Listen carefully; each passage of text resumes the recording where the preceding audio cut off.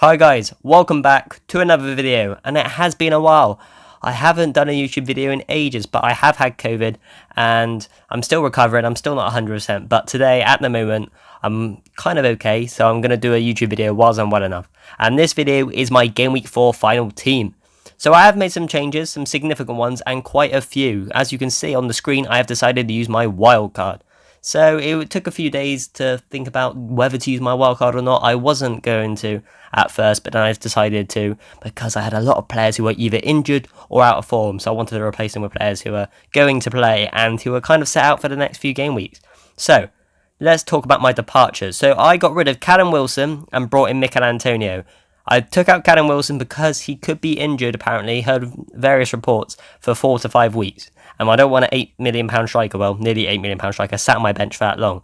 And obviously I brought in Antonio because he is probably the most informed player in the Premier League at the moment. And the next player I took out was Harvey Barnes.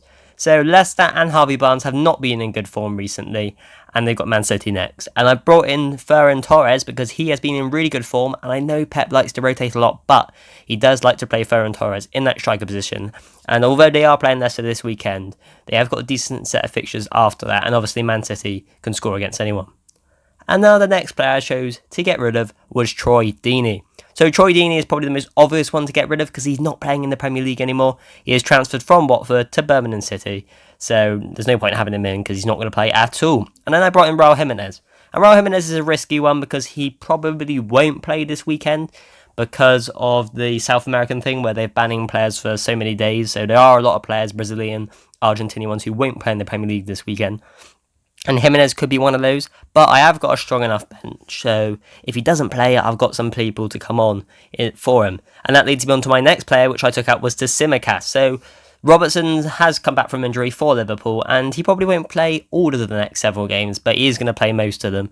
So Tsimikas has lost his spot in the first team. He probably will get a game or two here and there, but the majority of them are going to be Robertson. So I took out Tsimikas and brought in Semedo. And reasonings for Jimenez as well and Semedo. Look at their net set of fixtures. Just look how beautiful those fixtures are for Wolves. Absolutely amazing. That's why I brought in 3 Wolves players. Tripled up on the Wolves. They haven't scored yet this season, but they have been playing well, so hopefully they can get me some points soon. And if you look further around the team, sorry 1 second guys, just move this out of the way. There we go. So if I look around the rest of my team, there's only been one more change, and that was Martinez out for Sarr. So Sarr, or Sarr, however you pronounce his name, the Wolves goalkeeper, like I've said about Wolves' beautiful fixtures, I brought him in because they've got a lot of green fixtures, and he's a goalkeeper, so they could potentially keep clean sheets. And Wolves don't concede too many goals neither. So overall, the players who I've brought in are Jimenez, Sarr, Semedo, Torres, and Antonio. And then the players that I took out were Callum Wilson, Harvey Barnes, Troy Deeney, Emiliano Martinez, and Tsimikas.